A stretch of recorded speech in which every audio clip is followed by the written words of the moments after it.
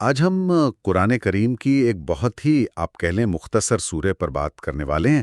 سورہ القوثر، صرف 3 آیات ہیں۔ جی 3 آیات، لیکن معنی کے لحاظ سے بہت گہری۔ بالکل، اور اس کا ایک خاص پس منظر بھی ہے۔ یہ اس وقت نازل ہوئی جب نبی کریم صلی اللہ علیہ وسلم کو خاص طور پر ان کے صاحبزادوں کے انتقال کے بعد کچھ ذاتی غم بھی تھے اور مخالفین تانے بھی دے رہے تھے۔ جی ہاں، ابتر ہونے کا تانا، یعنی جن کی نسل آگے نہ چلے، یہ ایک بڑا تکلیف دہ تانا تھا۔ صحیح۔ تو آئیے دیکھتے ہیں کہ یہ چھوٹی سی سورہ ان سب باتوں کا جواب کیسے دیتی ہے اور اس میں آج ہمارے لیے کیا پیغام ہے۔ بالکل، اور اس ساری بات چیت کا جو مرکزی نقطہ ہے وہ ہے لفظ کوثر۔ کوثر، جی کوثر، عام طور پہ تو لوگ اسے جنت کی ایک نہر سمجھتے ہیں۔ ہاں یہی سنا ہے زیادہ تر۔ جی، لیکن اس لفظ کا مطلب اس سے کہیں زیادہ وسیع ہے۔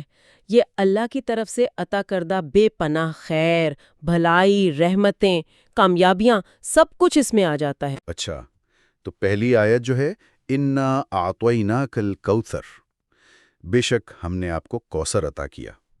یہ تو ایک بڑا زبردست اعلان ہے۔ جی، ایک عظیم تحفے کا اعلان ہے اللہ کی طرف سے۔ تو یہ جو کوثر ہے، آپ نے کہا کہ یہ بہت وسیع ہے، مطلب مفسرین نے اس کو کیسے کیسے بیان کیا ہے؟ کیا یہ صرف آخرت کی کوئی چیز ہے یا دنیا میں بھی اس کا کچھ ظہور ہے؟ بہت اچھا سوال ہے۔ جی نہیں، یہ صرف آخرت تک محدود نہیں۔ مفسرین کہتے ہیں کہ اس میں نبوت شامل ہے۔ خود قرآن کریم، حکمت، آپ صلی اللہ علیہ وآلہ وسلم کی کثیر امت، آپ کی آل اور نسل کا جاری رہنا، خاص طور پر حضرت فاطمہ کے ذریعے، اچھا، شفاعت کا حق، حوض کوثر تو ہے ہی، اور دنیا و آخرت کی تمام بھلائیاں۔ تو یہ ایک آپ سمجھیں جامع لفظ ہے ہر قسم کی خیر کثیر کے لیے جو اللہ نے اپنے نبی صلی اللہ علیہ وآلہ وسلم کو عطا فرمائی۔ یعنی اللہ تعالیٰ نے تسلی دی کہ آپ کو ہر طرح کی بھلائی کثرت سے دی ہے۔ اچھا، پھر فوراً اگلی آیت میں ایک حکم آ جاتا ہے، فَصَلِّ لِرَبِّكَ وَانْحَرْ، بس اپنے رب کے لیے نماز پڑھیں اور قربانی کریں۔ جی، یہ کیا تعلق بنا؟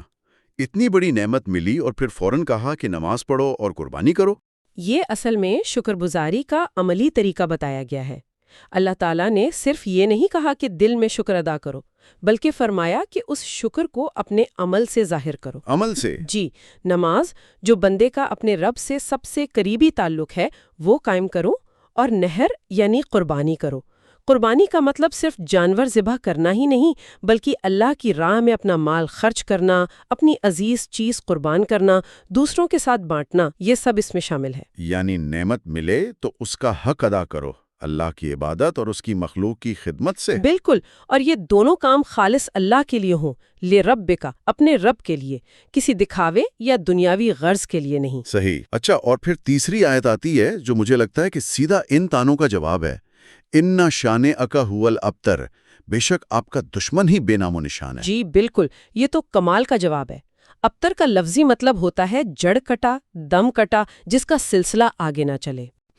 بالکل، دشمن آپ صلی اللہ علیہ وسلم کو یہ کہہ رہے تھے کیونکہ آپ کے بیٹے بچپن میں وفات پا گئے تھے۔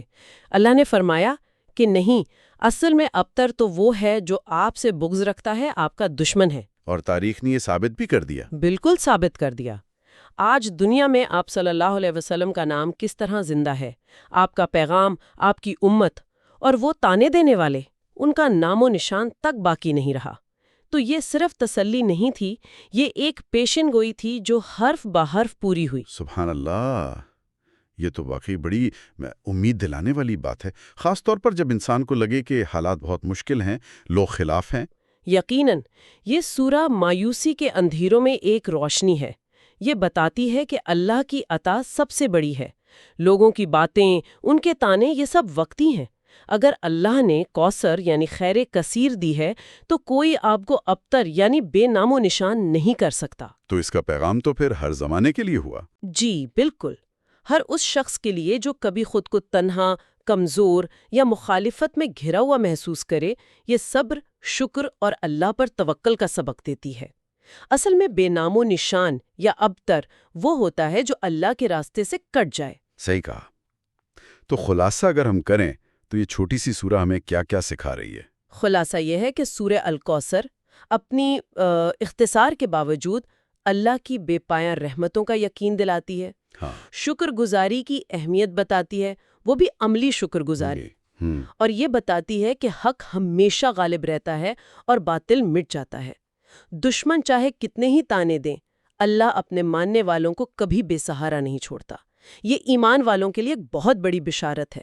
اور شاید ایک عملی نصیحت یہ بھی ہے کہ مشکل وقت میں خاص طور پر اللہ کی عبادت، نماز اور صدقہ و خیرات یعنی قربانی کے وسیع معنوں میں اس کی طرف زیادہ رجوع کرنا چاہیے۔ یقیناً یہی شکر کا بہترین طریقہ ہے، اور اللہ کی مدد حاصل کرنے کا بھی۔ آخر میں ایک سوچنے کی بات شاید ہم چھوڑ سکتے ہیں سامعین کے لیے۔ یہ جو اللہ کا بے پناہ فضل ہے، آج کے زمانے میں ایک عام مومن کی زندگی میں یہ کیسے نظر آ سکتا ہے؟ کیا یہ صرف دنیاوی مال و دولت ہے، یا یہ کچھ اور بھی ہو سکتا ہے؟ جیسے شاید مشکل حالات میں ثابت قدم رہنے کی ہمت، دل کا سکون، علم و حکمت کا مل جانا، یا اپنی ذات سے دوسروں کو نفع پہنچانے کی صلاحیت، یہ سب بھی تو کوثر کا حصہ ہو سکتے ہیں نا؟ بالکل، یہ تو بہت گہری بات ہے، اس پر ضرور غور کرنا چاہیے۔ بہت شکریہ۔ شکریہ۔